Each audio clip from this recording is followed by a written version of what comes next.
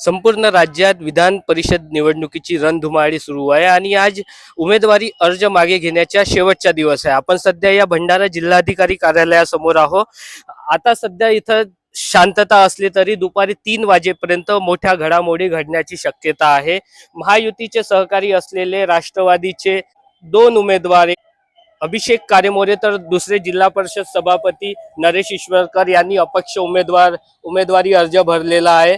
तर दुसरीकडे काँग्रेसकडून दिलीप बनसोड यांना उमेदवारी मिळाली असली तरी अपक्ष उमेदवार म्हणून माजी आमदार गोपालदास अग्रवाल यांचे पुत्र प्रफुल्ल अग्रवालांनी उमेदवारी अर्ज भरून महाविकास आघाडीच्याही डोकेदुखी वाढवलेली आहे। तर भाजपकडून सचिन कुंभलकर यांनी उमेदवारी अर्ज भरलेला आहे। भाजपने सचिन कुंभलकर यांच्या उमेदवारी अर्ज मागे घेणार असल्याचे सांगितलं असलं तरी राष्ट्रवादीचे आणि काँग्रेसचे प्रफुल्ल अग्रवाल हे उमेदवारी अर्ज मागे घेतात का, याकडे आता सर्वांच्या नजरा लागलेल्या आहे।